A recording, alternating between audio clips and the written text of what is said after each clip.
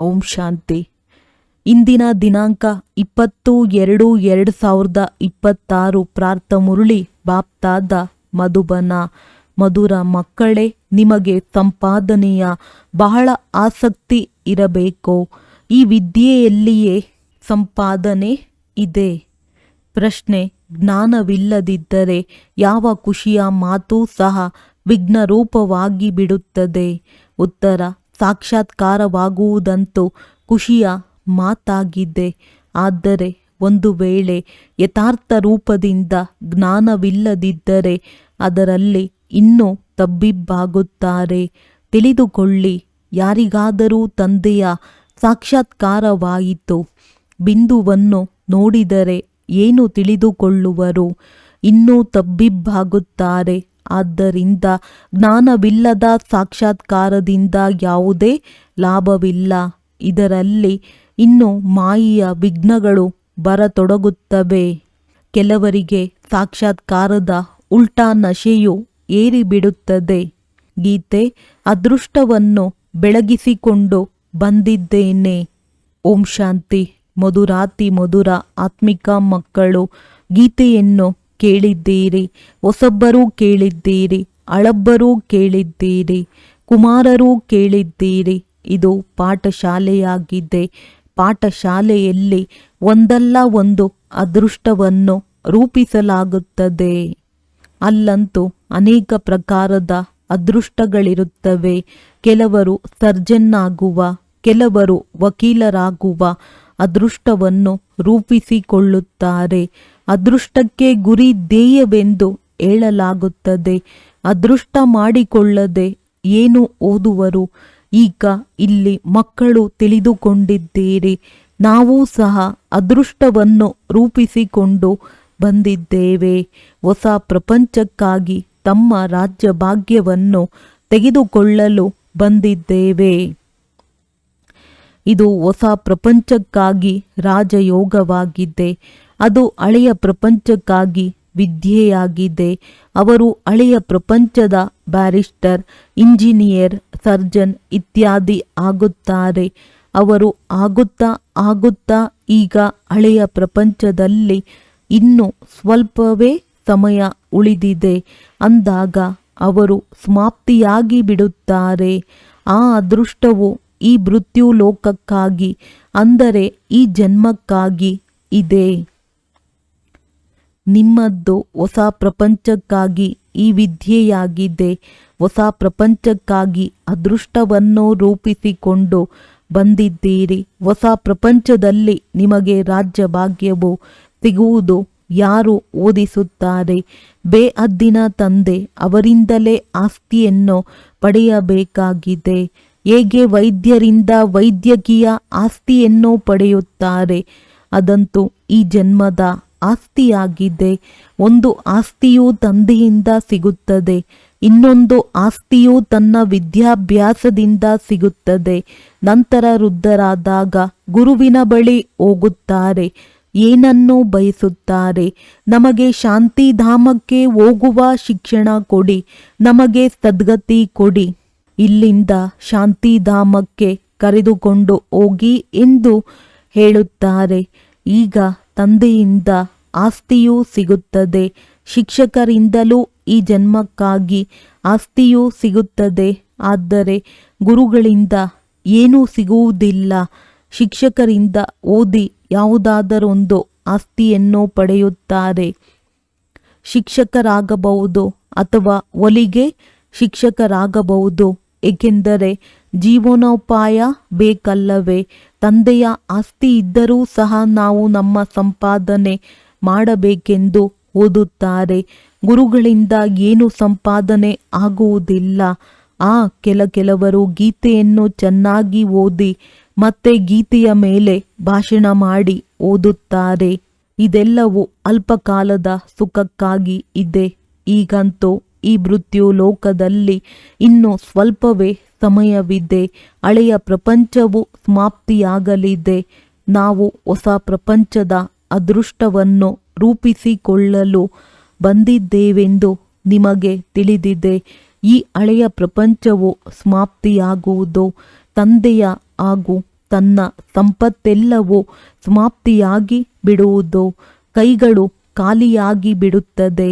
ಈಗಂತೂ ಹೊಸ ಪ್ರಪಂಚಕ್ಕಾಗಿ ಸಂಪಾದನೆ ಬೇಕಾಗಿದೆ. ಹಳೆಯ ಪ್ರಪಂಚದ ಮನುಷ್ಯರಂತೂ ಈ ಸಂಪಾದನೆ ಮಾಡಿಸಲು ಸಾಧ್ಯವಿಲ್ಲ. ಹೊಸ ಪ್ರಪಂಚಕ್ಕಾಗಿ ಸಂಪಾದನೆ ಮಾಡಿಸುವವರು ಶಿವತಂದೆಯಾಗಿದ್ದಾರೆ. ಇಲ್ಲಿ ನೀವು ಹೊಸ ಪ್ರಪಂಚಕ್ಕಾಗಿ ಅದೃಷ್ಟವನ್ನು ರೂಪಿಸಿಕೊಳ್ಳಲು ಬಂದಿದ್ದೀರಿ. ಆ ತಂದೆಯೇ ನಿಮ್ಮ ತಂದೆಯೂ ಆಗಿದ್ದಾರೆ, ಶಿಕ್ಷಕ ಸದ್ಗುರುವೂ ಆಗಿದ್ದಾರೆ. ಮತ್ತೆ ಅವರು ಸಂಗಮದಲ್ಲಿಯೇ ಬರುತ್ತಾರೆ. ಭವಿಷ್ಯಕ್ಕಾಗಿ ಸಂಪಾದನೆ ಮಾಡಿಕೊಳ್ಳುವುದನ್ನು ಕಲಿಸುತ್ತಾರೆ. ಈಗ ಈ ಹಳೆಯ ಪ್ರಪಂಚದಲ್ಲಿ ಇನ್ನೂ ಕೆಲವೇ ದಿನಗಳಿವೆ. ಇದನ್ನು ಪ್ರಪಂಚದ ಮನುಷ್ಯರು ತಿಳಿದುಕೊಂಡಿಲ್ಲ. ಹೊಸ ಪ್ರಪಂಚವು ಮತ್ತೆ ಯಾವಾಗ ಬರುವುದು? ಇವರು ಸುಳ್ಳು ಹೇಳುತ್ತಾರೆಂದು ತಿಳಿಯುತ್ತಾರೆ. ಹೀಗೆ ತಿಳಿದುಕೊಳ್ಳುವವರು ಅನೇಕರಿದ್ದಾರೆ. ಹೊಸ ಪ್ರಪಂಚದ ಸ್ಥಾಪನೆಯಾಗುವುದೆಂದು ತಂದೆಯು ಹೇಳಿದರೆ ಇದು ಸುಳ್ಳು ಎಂದು ಮಗನು ಹೇಳುತ್ತಾರೆ. ನೀವು ಮಕ್ಕಳು ತಿಳಿದುಕೊಂಡಿದ್ದೀರಿ. ಹೊಸ ಪ್ರಪಂಚಕ್ಕಾಗಿ ಇವರು ನಮ್ಮ ತಂದೆ, ಶಿಕ್ಷಕ, ಸದ್ಗುರುವಾಗಿದ್ದಾರೆ. ತಂದೆಯು ಶಾಂತಿಧಾಮ, ಸುಖಧಾಮದಲ್ಲಿ ಕರೆದುಕೊಂಡು ಹೋಗುವುದಕ್ಕಾಗಿ ಬರುತ್ತಾರೆ. ಯಾರು ಅದೃಷ್ಟವನ್ನು ರೂಪಿಸಿಕೊಳ್ಳುವುದಿಲ್ಲವೋ ಅವರು ಏನನ್ನು ತಿಳಿದುಕೊಂಡಿಲ್ಲವೆಂದರ್ಥ. ಒಂದೇ ಮನೆಯಲ್ಲಿ ಸ್ತ್ರೀ ಓದುತ್ತಾಳೆ, ಪುರುಷನು ಓದುವುದಿಲ್ಲ. ಮಕ್ಕಳು ಓದುತ್ತಾರೆ, ತಂದೆ ತಾಯಿ ಓದುವುದಿಲ್ಲ. ಈ ರೀತಿ ಆಗುತ್ತಿರುತ್ತದೆ. ಯಜ್ಞದ ಆದಿಯಲ್ಲಿ ಪರಿವಾರಕ್ಕೆ ಪರಿವಾರವೇ ಬಂದು ಬಿಟ್ಟರು. ಆದರೆ ಮಾಯೆಯ ಬಿರುಗಾಳಿಗಳು ಬಂದಾಗ ಆಶ್ಚರ್ಯವೆನಿಸುವಂತೆ ತಂದೆಯನ್ನು ಬಿಟ್ಟು ಹೊರಟು ಹೋದರು. ಗಾಯನವಿದೆ. ಆಶ್ಚರ್ಯವೆನಿಸುವಂತೆ ಕೇಳುವರು, ತಂದೆಯ ಮಕ್ಕಳಾಗುವರು, ವಿದ್ಯೆಯನ್ನು ಓದುವರು. ಆದರೂ ಸಹ ಇದು ಸೃಷ್ಟಿಯ ಲೀಲೆಯಾಗಿದೆ. ಸ್ವಯಂ ತಂದೆಯೇ ಹೇಳುತ್ತಾರೆ, ಅಯ್ಯೋ ಡ್ರಾಮಾ, ಅಯ್ಯೋ ಮಾಯೆ, ಇದು ಡ್ರಾಮಾದ ಮಾತಾಗಿದೆ ಎಲ್ಲವೇ. ಸ್ತ್ರೀ ಪುರುಷ ಒಬ್ಬರು ಇನ್ನೊಬ್ಬರಿಗೆ ವಿಚ್ಛೇದನ ಕೊಡುತ್ತಾರೆ. ತಂದೆಗೆ ಮಕ್ಕಳು ವಿಚ್ಛೇದನ ಕೊಡುತ್ತಾರೆ. ಇಲ್ಲಂತೂ ಅದು ಇಲ್ಲ. ಇಲ್ಲಿ ವಿಚ್ಛೇದನ ಕೊಡಲು ಸಾಧ್ಯವಿಲ್ಲ. ತಂದೆಯಂತೂ ಮಕ್ಕಳಿಗೆ ಸತ್ಯ ಸಂಪಾದನೆ ಮಾಡಿಸುವುದಕ್ಕಾಗಿಯೇ ಬಂದಿದ್ದಾರೆ. ಅಂದ ಮೇಲೆ ತಂದೆಯು ಮಕ್ಕಳನ್ನು ಗುಣಿಗೆ ತಳ್ಳಿಬಿಡುವರೆ? ತಂದೆಯಂತೂ ಪತಿತ ಪಾವನ ದಯಾಹೃದಯಿಯಾಗಿದ್ದಾರೆ.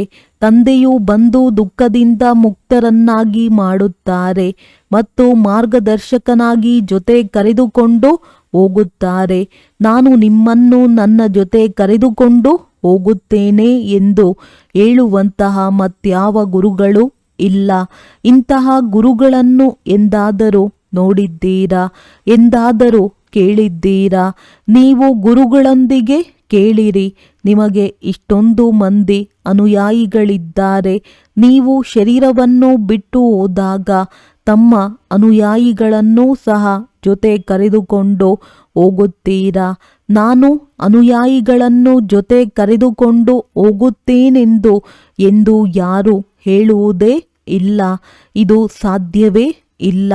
ನಾನು ನಿಮ್ಮೆಲ್ಲರನ್ನು ನಿರ್ವಾಣಧಾಮ ಅಥವಾ ಮುಕ್ತಿಧಾಮಕ್ಕೆ ಕರೆದುಕೊಂಡು ಹೋಗುತ್ತೇನೆ ಎಂಬ ಮಾತನ್ನು ಯಾರು ಹೇಳಲು ಸಾಧ್ಯವಿಲ್ಲ. ನಮ್ಮನ್ನು ತಾವು ಜೊತೆ ಕರೆದುಕೊಂಡು ಹೋಗುತ್ತೀರಾ ಎಂಬ ಪ್ರಶ್ನೆಯನ್ನು ಯಾರು ಕೇಳುವುದಕ್ಕೂ ಸಾಧ್ಯವಿಲ್ಲ. ಶಾಸ್ತ್ರಗಳಲ್ಲಿದೆ, ಭಗವಾನುವಾಚ, ನಾನು ನಿಮ್ಮನ್ನು ಕರೆದುಕೊಂಡು ಹೋಗುತ್ತೇನೆ. ಎಲ್ಲರೂ ಸೊಳ್ಳೆಗಳೋಪಾದಿಯಲ್ಲಿ ಹೋಗುತ್ತಾರೆ. ಸತ್ಯಯುಗದಲ್ಲಿ ಕೆಲವರೇ ಮನುಷ್ಯರಿರುತ್ತಾರೆ. ಕಲಿಯುಗದಲ್ಲಿ ಅನೇಕ ಮನುಷ್ಯರಿದ್ದಾರೆ. ಶರೀರವನ್ನು ಬಿಟ್ಟು ಆತ್ಮಗಳು ಎಲ್ಲ ಲೆಕ್ಕಾಚಾರಗಳನ್ನು ಮುಗಿಸಿಕೊಂಡು ಹೊರಟು ಹೋಗುವರು. ಇಷ್ಟೊಂದು ಜನಸಂಖ್ಯೆ ಇರಲು ಸಾಧ್ಯವಿಲ್ಲ. ಅಂದ ಮೇಲೆ ಇವರೆಲ್ಲರೂ ಖಂಡಿತ ಹೋಗಬೇಕಾಗಿದೆ. ನೀವು ಮಕ್ಕಳು ಚೆನ್ನಾಗಿ ತಿಳಿದುಕೊಂಡಿದ್ದೀರಿ. ನಾವೀಗ ಮನೆಗೆ ಹೋಗಬೇಕಾಗಿದೆ. ಈ ಶರೀರವನ್ನು ಬಿಡಬೇಕಾಗಿದೆ. ತಾನು ಸತ್ತರೆ ತನ್ನ ಪಾಲಿಗೆ ಜಗತ್ತೇ ಸತ್ತಂತೆ. ಕೇವಲ ತನ್ನನ್ನು ಆತ್ಮನೆಂದು ತಿಳಿದು ತಂದೆಯನ್ನು ನೆನಪು ಮಾಡಬೇಕಾಗಿದೆ. ಈ ಹಳೆಯ ಶರೀರವನ್ನಂತೂ ಬಿಡಲೇಬೇಕಾಗಿದೆ. ಈ ಪ್ರಪಂಚವು ಹಳೆಯದಾಗಿದೆ. ಹೇಗೆ ಹಳೆಯ ಮನೆಯಲ್ಲಿ ಕುಳಿತುಕೊಂಡು ಹೊಸ ಮನೆಯು ಸನ್ಮುಖದಲ್ಲಿ ತಯಾರಾಗುತ್ತಿದ್ದರೆ ಇದು ನಮಗಾಗಿ ತಯಾರಾಗುತ್ತಿದೆ ಎಂದು ತಿಳಿದುಕೊಳ್ಳುತ್ತಾರೆ. ಇದರಲ್ಲಿ ಇದನ್ನು ಮಾಡಿಸಿ, ಇದನ್ನು ಮಾಡಿ ಎಂದು ಬುದ್ಧಿಯು ಹೊಸ ಮನೆಯ ಕಡೆ ಹೋಗುತ್ತದೆ. ಮಮತೆಯೆಲ್ಲವೂ ಈ ಹಳೆಯ ಪ್ರಪಂಚದಿಂದ ಕಳೆದು ಹೊಸದರೊಂದಿಗೆ ಜೋಡಣೆಯಾಗುತ್ತದೆ. ಅದಂತೂ ಹದ್ದಿನ ಮಾತಾಯಿತು. ಇದು ಬೇಹದ್ದಿನ ಪ್ರಪಂಚದ ಮಾತಾಗಿದೆ. ಹಳೆಯ ಪ್ರಪಂಚದಿಂದ ಮಮತ್ವವನ್ನು ಕಳೆಯಬೇಕಾಗಿದೆ ಮತ್ತು ಹೊಸ ಪ್ರಪಂಚದೊಂದಿಗೆ ಜೋಡಿಸಬೇಕಾಗಿದೆ. ಈ ಹಳೆಯ ಪ್ರಪಂಚವಂತೂ ಸಮಾಪ್ತಿಯಾಗಲಿದೆ ಎಂದು ಗೊತ್ತಿದೆ. ಹೊಸ ಪ್ರಪಂಚವು ಸ್ವರ್ಗವಾಗಿದೆ. ಅದರಲ್ಲಿ ನಾವು ರಾಜ್ಯ ಪದವಿಯನ್ನು ಪಡೆಯುತ್ತೇವೆ. ಎಷ್ಟು ಯೋಗದಲ್ಲಿರುತ್ತೀರೋ, ಜ್ಞಾನದ ಧಾರಣೆ ಮಾಡುತ್ತೀರೋ, ಅನ್ಯರಿಗೆ ತಿಳಿಸುತ್ತೀರೋ ಅಷ್ಟು ಖುಷಿಯ ನಶೆ ಏರುವುದು. ಬಹಳ ದೊಡ್ಡ ಪರೀಕ್ಷೆಯಾಗಿದೆ. ನಾವು ಸ್ವರ್ಗದ 21 ಜನ್ಮಗಳಿಗಾಗಿ ಆಸ್ತಿಯನ್ನು ಪಡೆಯುತ್ತಿದ್ದೇವೆ. ಸಾಹುಕಾರರಾಗುವುದು ಒಳ್ಳೆಯದಲ್ಲವೇ? ದೀರ್ಘಾಯಸ್ಸು ಸಿಕ್ಕಿದರೆ ಒಳ್ಳೆಯದೇ ಅಲ್ಲವೇ? ಸೃಷ್ಟಿ ಚಕ್ರವನ್ನು ನೆನಪು ಮಾಡುತ್ತೀರಿ. ಯಾರೆಷ್ಟು ತಮ್ಮ ಸಮಾನರನ್ನಾಗಿ ಮಾಡುವರೋ ಅಷ್ಟು ಲಾಭವಿದೆ. ರಾಜರಾಗಬೇಕೆಂದರೆ ಪ್ರಜೆಗಳನ್ನು ತಯಾರು ಮಾಡಬೇಕಾಗಿದೆ. ಪ್ರದರ್ಶನಿಯಲ್ಲಿ ಎಷ್ಟೊಂದು ಮಂದಿ ಬರುತ್ತಾರೆ. ಅವರೆಲ್ಲರೂ ಪ್ರಜೆಗಳಾಗುತ್ತಾ ಹೋಗುವರು. ಏಕೆಂದರೆ ಈ ಅವಿನಾಶಿ ಜ್ಞಾನದ ವಿನಾಶವಂತೂ ಆಗುವುದಿಲ್ಲ. ನಾವು ಪವಿತ್ರರಾಗಿ ಪವಿತ್ರ ಪ್ರಪಂಚದ ಮಾಲೀಕರಾಗಬೇಕೆಂದು ಬುದ್ಧಿಯಲ್ಲಿ ಬಂದು ಬಿಡುವುದು. ಹೆಚ್ಚು ಪುರುಷಾರ್ಥ ಮಾಡಿದರೆ ಶ್ರೇಷ್ಠ ಪದವಿಯನ್ನು ಪಡೆಯುವಿರಿ. ಇಲ್ಲದಿದ್ದರೆ ಪ್ರಜೆಗಳಲ್ಲಿಯೂ ಕಡಿಮೆ ಪದವಿಯಾಗುವುದು. ನಂಬರ್ ವಾರಂತೂ ಇರುತ್ತಾರಲ್ಲವೇ? ರಾಮರಾಜ್ಯದ ಸ್ಥಾಪನೆಯಾಗುತ್ತಿದೆ. ರಾವಣ ರಾಜ್ಯದ ವಿನಾಶವಾಗಿ ಬಿಡುವುದು.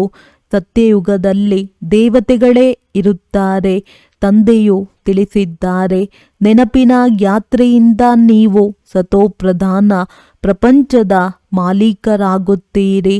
ರಾಜ ಪ್ರಜೆ ಎಲ್ಲರೂ ಮಾಲೀಕರಾಗಿರುತ್ತಾರೆ. ನಮ್ಮ ಭಾರತವು ಎಲ್ಲದಕ್ಕಿಂತ ಶ್ರೇಷ್ಠವಾಗಿದೆ ಎಂದು ಪ್ರಜೆಗಳು ಹೇಳುವರು. ಅವಶ್ಯವಾಗಿ ಭಾರತವು ಶ್ರೇಷ್ಠವಾಗಿತ್ತು.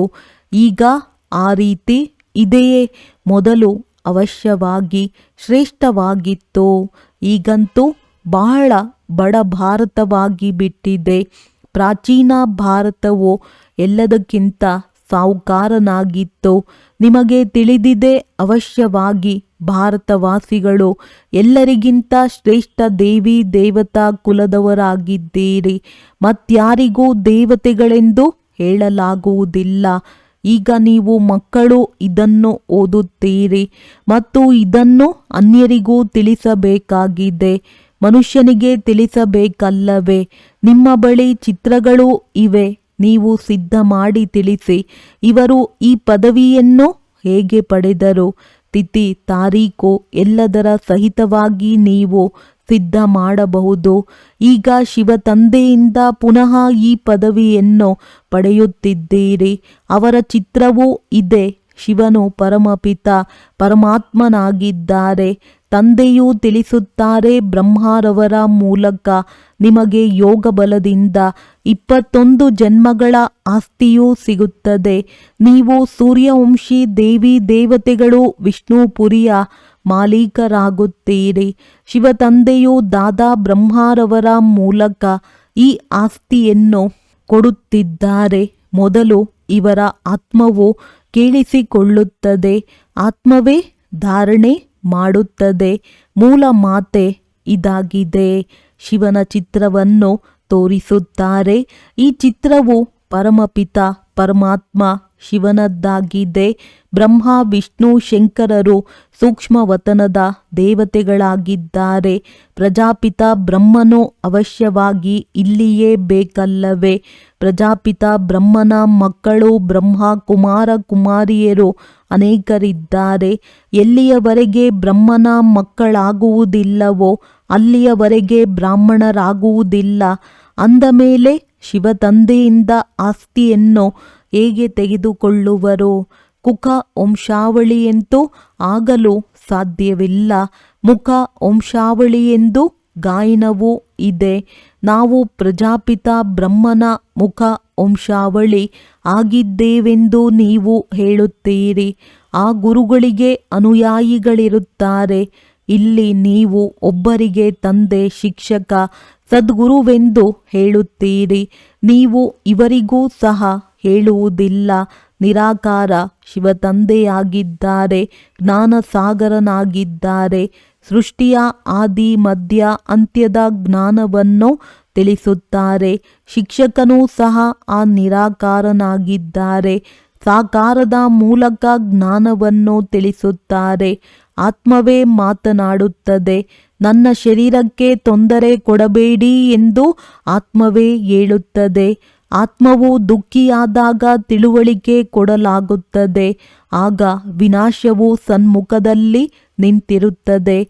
ಪಾರಲೌಕಿಕ ತಂದೆಯು ಅಂತ್ಯದಲ್ಲಿ ಎಲ್ಲರನ್ನೂ ಹಿಂತಿರುಗಿ ಕರೆದುಕೊಂಡು ಹೋಗಲು ಬರುತ್ತಾರೆ. ಬಾಕಿ ಏನೆಲ್ಲವೂ ಇದೆಯೋ ಅದೆಲ್ಲವೂ ವಿನಾಶವಾಗಲಿದೆ. ಇದಕ್ಕೆ ಮೃತ್ಯು ಲೋಕವೆಂದು ಹೇಳಲಾಗುತ್ತದೆ. ಸ್ವರ್ಗವಂತೂ ಈ ಪೃಥ್ವಿಯ ಮೇಲೆಯೇ ಇರುತ್ತದೆ. ದಿಲ್ವಾಡ ಮಂದಿರವು ಮಾಡಲ್ಪಟ್ಟಿದೆ. ಅದರಲ್ಲಿ ಕೆಳಗೆ ತಪಸ್ಸು ಮಾಡುತ್ತಿದ್ದಾರೆ. ಮೇಲೆ ಸ್ವರ್ಗವಿದೆ. ಇಲ್ಲವೆಂದರೆ ಇನ್ನೆಲ್ಲಿ ತೋರಿಸುವುದು? ಮೇಲೆ ದೇವತೆಗಳ ಚಿತ್ರವನ್ನು ತೋರಿಸುತ್ತಾರೆ. ಅಂದರೆ ಸ್ವರ್ಗವು ಮೇಲೇರುತ್ತದೆ ಎಂದಲ್ಲ. ಅವರು ಇಲ್ಲಿಯೇ ಇರುವರಲ್ಲವೇ? ತಿಳಿಸುವ ಬಹಳ ಯುಕ್ತಿ ಬೇಕು. ಮಂದಿರಗಳಲ್ಲಿ ಹೋಗಿ ತಿಳಿಸಿ, ಇದು ಶಿವತಂದೆಯ ನೆನಪಾರ್ಥವಾಗಿದೆ. ಆ ಶಿವತಂದೆಯೇ ನಮಗೆ ಓದಿಸುತ್ತಿದ್ದಾರೆ. ಶಿವನು ವಾಸ್ತವದಲ್ಲಿ ಬಿಂದುವಾಗಿದ್ದಾರೆ. ಆದರೆ ಬಿಂದುವಿಗೆ ಪೂಜೆ ಮಾಡುವುದು ಹೇಗೆ? ಹೂ ಹಣ್ಣುಗಳನ್ನು ಅರ್ಪಿಸುವುದು ಹೇಗೆ? ಆದ್ದರಿಂದ ದೊಡ್ಡ ರೂಪವನ್ನಾಗಿ ಮಾಡಿಬಿಟ್ಟಿದ್ದಾರೆ. ಆದರೆ ಶಿವನು ಇಷ್ಟು ದೊಡ್ಡ ಗಾತ್ರದಲ್ಲಿಲ್ಲ. ಭ್ರುಕುಟಿಯ ಮಧ್ಯದಲ್ಲಿ ಹೊಳೆಯುತ್ತಿರುವ ನಕ್ಷತ್ರವೆಂದು ಗಾಯನವಿದೆ. ಅವರು ಇರುವುದೇ ಅತಿ ಸೂಕ್ಷ್ಮ ಬಿಂದುವಾಗಿದ್ದಾರೆ. ಆತ್ಮವು ದೊಡ್ಡ ವಸ್ತುವಾಗಿದ್ದರೆ ವಿಜ್ಞಾನಿ ಮೊದಲಾದವರು ಕೂಡಲೇ ಅದನ್ನು ಹಿಡಿದುಕೊಂಡು ಬಿಡುತ್ತಿದ್ದರು.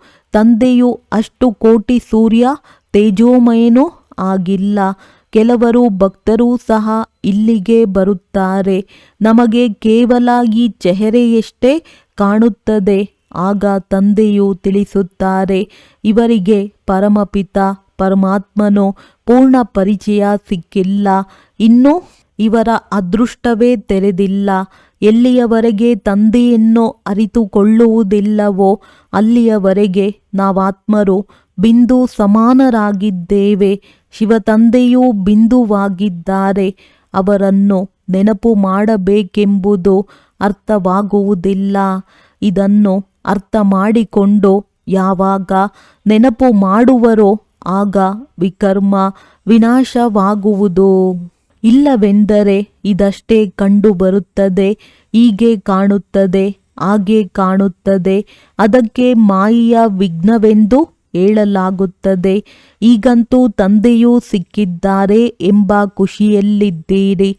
ತಂದೆಯೂ ತಿಳಿಸುತ್ತಾರೆ, ಕೃಷ್ಣನ ಸಾಕ್ಷಾತ್ಕಾರ ಮಾಡಿ ಬಹಳ ಖುಷಿಯಲ್ಲಿ ನರ್ತನ ಮಾಡುತ್ತಾರೆ. ಅದರಿಂದ ಯಾವುದೇ ಸದ್ಗತಿಯಾಗುವುದಿಲ್ಲ. ಈ ಸಾಕ್ಷಾತ್ಕಾರವಂತೂ ಬಹಳ ಸಹಜವಾಗಿ ಆಗಿಬಿಡುತ್ತದೆ. ಒಂದು ವೇಳೆ ಚೆನ್ನಾಗಿ ಓದಲಿಲ್ಲವೆಂದರೆ ಪ್ರಜೆಗಳಲ್ಲಿ ಹೊರಟು ಹೋಗುವರು.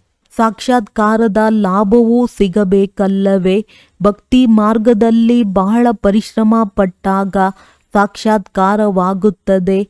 ಇಲ್ಲಿ ಸ್ವಲ್ಪ ಪರಿಶ್ರಮ ಪಟ್ಟರೂ ಸಾಕ್ಷಾತ್ಕಾರವಾಗುತ್ತದೆ. ಆದರೆ ಸಾಕ್ಷಾತ್ಕಾರದಿಂದ ಲಾಭವೇನೂ ಇಲ್ಲ. ಕೃಷ್ಣಪುರಿಯಲ್ಲಿ ಸಾಧಾರಣ ಪ್ರಜೆಯಾಗಿ ಜನ್ಮ ಪಡೆಯುತ್ತಾರೆ. ಈಗ ನೀವು ಮಕ್ಕಳು ತಿಳಿದುಕೊಂಡಿದ್ದೀರಿ. ಶಿವ ತಂದೆಯು ನಮಗೆ ಈ ಜ್ಞಾನವನ್ನು ತಿಳಿಸುತ್ತಿದ್ದಾರೆ. ಖಂಡಿತ ಪವಿತ್ರರಾಗಬೇಕೆಂಬುದು ತಂದೆಯ ಆದೇಶವಾಗಿದೆ. ಆದರೆ ಕೆಲವರು ಪವಿತ್ರರಾಗಿರುವುದಿಲ್ಲ. ಕೆಲವೊಮ್ಮೆ ಪತಿತರೂ ಸಹ ಮುಚ್ಚಿಟ್ಟುಕೊಂಡು ಇಲ್ಲಿಗೆ ಬಂದು ಬಿಡುತ್ತಾರೆ. ಅಂಥವರು ತಮ್ಮದೇ ನಷ್ಟವನ್ನುಂಟು ಮಾಡಿಕೊಳ್ಳುತ್ತಾರೆ. ತನಗೆ ಮೋಸ ಮಾಡಿಕೊಳ್ಳುತ್ತಾರೆ. ತಂದೆಗೆ ಮೋಸ ಮಾಡುವ ಮಾತಿಲ್ಲ. ತಂದೆಯೊಂದಿಗೆ ಮೋಸ ಮಾಡಿ ಯಾವುದಾದರೂ ಹಣ ತೆಗೆದುಕೊಳ್ಳಬೇಕೆ? ಶಿವತಂದೆಯ ಶ್ರೀಮತದಂತೆ ನಿಯಮಾನುಸಾರವಾಗಿ ನಡೆಯಲಿಲ್ಲವೆಂದರೆ ಅವರ ಗತಿಯೇನಾಗುವುದು? ಅಂಥವರ ಅದೃಷ್ಟದಲ್ಲಿಲ್ಲವೆಂದು ತಿಳಿಯಲಾಗುತ್ತದೆ. ಓದದಿದ್ದರೆ ಇನ್ನೂ ಅನ್ಯರಿಗೆ ದುಃಖ ಕೊಡುತ್ತಿರುತ್ತಾರೆ ಅಂದಾಗ ಮೊದಲನೆಯದಾಗಿ ಬಹಳ ಶಿಕ್ಷೆಗಳನ್ನನುಭವಿಸಬೇಕಾಗುವುದು. ಇನ್ನೊಂದು ಪದವಿಯು ಭ್ರಷ್ಟವಾಗುವುದು. ಆದ್ದರಿಂದ ಯಾವುದೇ ಕಾಯ್ದೆಗೆ ವಿರುದ್ಧವಾದ ಕೆಲಸವನ್ನು ಮಾಡಬಾರದು. ನಿಮ್ಮ ಚಲನೆ ಸರಿಯಿಲ್ಲವೆಂದು ತಂದೆಯಂತೂ ತಿಳಿಸುತ್ತಾರಲ್ಲವೇ? ತಂದೆಯು ಸಂಪಾದನೆ ಮಾಡುವ ಮಾರ್ಗವನ್ನಂತೂ ತಿಳಿಸುತ್ತಾರೆ. ಆದರೆ ಯಾರಾದರೂ ಮಾಡಲಿ ಮಾಡದೇ ಇರಲಿ, ಅದು ಅವರ ಅದೃಷ್ಟ. ಶಿಕ್ಷೆಗಳನ್ನನುಭವಿಸಿ ಶಾಂತಿಧಾಮಕ್ಕೆ ಹೋಗಲೇಬೇಕಾಗಿದೆ. ಪದವಿಯು ಭ್ರಷ್ಟವಾಗುವುದು. ಏನೂ ಸಿಗುವುದಿಲ್ಲ. ಅನೇಕರು ಬರುತ್ತಾರೆ, ಆದರೆ ಇಲ್ಲಂತೂ ತಂದೆಯಿಂದ ಆಸ್ತಿಯನ್ನು ತೆಗೆದುಕೊಳ್ಳುವ ಮಾತಾಗಿದೆ. ಬಾಬಾ, ನಾವಂತೂ ಸ್ವರ್ಗದ ಸೂರ್ಯವಂಶಿ ರಾಜ್ಯ ಪದವಿಯನ್ನು ಪಡೆಯುತ್ತೀವೆಂದು ಮಕ್ಕಳು ಹೇಳುತ್ತಾರೆ. ಇದು ರಾಜಯೋಗವಲ್ಲವೇ? ವಿದ್ಯಾರ್ಥಿಗಳು ವಿದ್ಯಾರ್ಥಿ ವೇತನವನ್ನು ಪಡೆಯುತ್ತಾರಲ್ಲವೇ? ಉತ್ತೀರ್ಣರಾಗುವವರಿಗೆ ವಿದ್ಯಾರ್ಥಿ ವೇತನ ಸಿಗುತ್ತದೆ. ಯಾರು ವಿದ್ಯಾರ್ಥಿ ವೇತನ ಪಡೆದಿದ್ದಾರೆಯೋ ಅವರದ್ದೇ ಈ ಮಾಲೆ ಮಾಡಲ್ಪಟ್ಟಿದೆ. ಯಾರು ಎಷ್ಟೆಷ್ಟು ತೇರ್ಗಡೆಯಾಗುವರೋ ಆ ರೀತಿಯಲ್ಲಿ ವಿದ್ಯಾರ್ಥಿ ವೇತನ ಸಿಗುವುದು. ಈ ಮಾಲೆಯು ಮಾಡಲ್ಪಟ್ಟಿದೆ. ವಿದ್ಯಾರ್ಥಿ ವೇತನವನ್ನು ಪಡೆಯುವವರ ವೃದ್ಧಿಯಾಗುತ್ತಾ ಆಗುತ್ತಾ ಸಾವಿರಾರು ಮಂದಿ ಆಗಿಬಿಡುತ್ತಾರೆ. ರಾಜ್ಯ ಪದವಿಯೇ ವಿದ್ಯಾರ್ಥಿ ವೇತನವಾಗಿದೆ. ಯಾರು ಚೆನ್ನಾಗಿ ವಿದ್ಯೆಯನ್ನು ಓದುವರೋ ಅವರು ಗುಪ್ತವಾಗಿರಲು ಸಾಧ್ಯವಿಲ್ಲ. ಅನೇಕ ಹೊಸ ಹೊಸ ಮಕ್ಕಳು ಸಹ ಹಳಬರಿಗಿಂತಲೂ ಮುಂದೆ ಹೊರಟು ಹೋಗುತ್ತಾರೆ. ಹೇಗೆ ನೋಡಿ, ಕೆಲವರು ಕನ್ಯೆಯರು ಬರುತ್ತಾರೆ, ಹೇಳುತ್ತಾರೆ, ನಮಗೆ ಈ ಜ್ಞಾನವು ಬಹಳ ಇಷ್ಟವಾಗುತ್ತದೆ. ನಾವು ಪ್ರತಿಜ್ಞೆ ಮಾಡುತ್ತೇವೆ, ಈ ಲೌಕಿಕ ವಿದ್ಯೆಯು ಮುಗಿದ ನಂತರ ಮತ್ತೆ ಈ ವಿದ್ಯೆಯಲ್ಲಿ ತೊಡಗುತ್ತೇವೆ.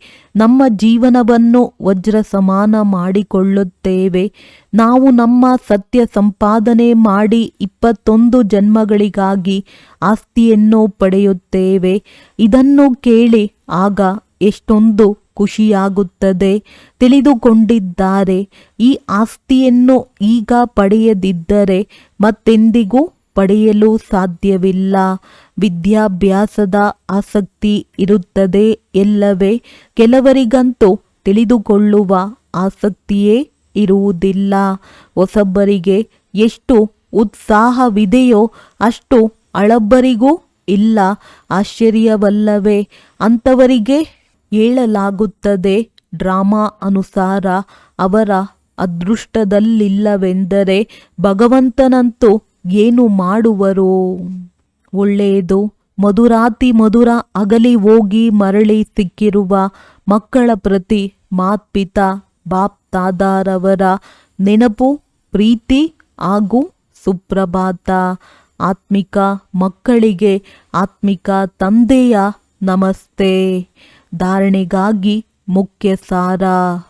ತನ್ನ ಬಲಹೀನತೆಗಳನ್ನು ಮುಚ್ಚಿಡುವುದು ಸಹ ಸ್ವಯಂಗೆ ಮೋಸ ಮಾಡಿಕೊಳ್ಳುವುದಾಗಿದೆ. ಆದ್ದರಿಂದ ಎಂದೂ ತಮಗೆ ತಾವು ಮೋಸ ಮಾಡಿಕೊಳ್ಳಬಾರದು. ತನ್ನ ಶ್ರೇಷ್ಠ ಅದೃಷ್ಟವನ್ನು ರೂಪಿಸಿಕೊಳ್ಳಲು ನಿಯಮಕ್ಕೆ ವಿರುದ್ಧವಾಗಿ ಯಾವುದೇ ಕೆಲಸ ಮಾಡಬಾರದು. ವಿದ್ಯೆಯ ಮೇಲೆ ಆಸಕ್ತಿಯನ್ನಿಟ್ಟುಕೊಳ್ಳಬೇಕು. ತನ್ನ ಸಮಾನರನ್ನಾಗಿ ಮಾಡುವ ಸೇವೆ ಮಾಡಬೇಕಾಗಿದೆ. ವರದಾನ: ಅಮೃತ ವೇಳೆಯ ಸಹಯೋಗ ಅಥವಾ ಶ್ರೀಮತದ ಪಾಲನೆಯ ಮೂಲಕ ಸ್ಮೃತಿಯನ್ನು ಸಮರ್ಥವನ್ನಾಗಿ ಮಾಡಿಕೊಳ್ಳುವಂತಹ ಸ್ಮೃತಿ ಸ್ವರೂಪ ಭವ. ತಮ್ಮ ಸ್ಮೃತಿಯನ್ನು ಸಮರ್ಥ ಮಾಡಿಕೊಳ್ಳಬೇಕು ಅಥವಾ ಸ್ವತಃವಾಗಿ ಸ್ಮೃತಿ ಸ್ವರೂಪರೂ ಆಗಬೇಕೆಂದರೆ ಅಮೃತ ವೇಳೆಯ ಸಮಯದ ಮಹತ್ವವನ್ನು ತಿಳಿದುಕೊಳ್ಳಿರಿ. ಹೇಗೆ ಶ್ರೀಮತವಿದೆಯೋ ಅದರನುಸಾರವಾಗಿಯೇ ಸಮಯವನ್ನು ಗುರುತಿಸುತ್ತಾ ಸಮಯ ಪ್ರಮಾಣ ನಡೆಯುತ್ತೀರೆಂದರೆ ಸಹಜವಾಗಿ ಸರ್ವ ಪ್ರಾಪ್ತಿ ಮಾಡಿಕೊಳ್ಳಬಹುದು ಹಾಗೂ ಪರಿಶ್ರಮದಿಂದ ಮುಕ್ತರಾಗಿ ಬಿಡುತ್ತೀರಿ. ಪ್ರತಿಯೊಂದು ಕರ್ಮವನ್ನು ಅಮೃತ ವೇಳೆಯ ಮಹತ್ವವನ್ನು ತಿಳಿದುಕೊಂಡು ನಡೆಯುವುದರಿಂದ ಮಹತ್ವ ಪ್ರಮಾಣವಾಗಿರುತ್ತದೆ. ಆ ಸಮಯದಲ್ಲಿ ವಿಶೇಷವಾದ ಶಾಂತಿ ಇರುತ್ತದೆ. ಆದ್ದರಿಂದ ಸಹಜವಾಗಿ ಸ್ಮೃತಿಯನ್ನು ಸಮರ್ಥವನ್ನಾಗಿ ಮಾಡಿಕೊಳ್ಳಬಹುದು. ಸ್ಲೋಗನ್: ನೆನಪು ಮತ್ತು ನಿಸ್ವಾರ್ಥ ಸೇವೆಯ ಮೂಲಕ ಮಾಯಾಜೀತರು ಆಗುವವರೇ ಸದಾ ವಿಜಯಿಯಾಗಿರುತ್ತಾರೆ. ಅವ್ಯಕ್ತ ಸೂಚನೆ: ಏಕತೆ ಮತ್ತು ವಿಶ್ವಾಸದ ಗುಣಲಕ್ಷಣಗಳ ಮೂಲಕ ಸಫಲತಾ ಸಂಪನ್ನರಾಗಿರಿ. ಸಂಘಟಿತ ರೂಪದಲ್ಲಿ ನೀವು ಬ್ರಾಹ್ಮಣ ಮಕ್ಕಳ ಪರಸ್ಪರದ ಸಂಪರ್ಕದ ಭಾಷೆ ಅವ್ಯಕ್ತ ಭಾಷೆಯಾಗಿರಬೇಕು.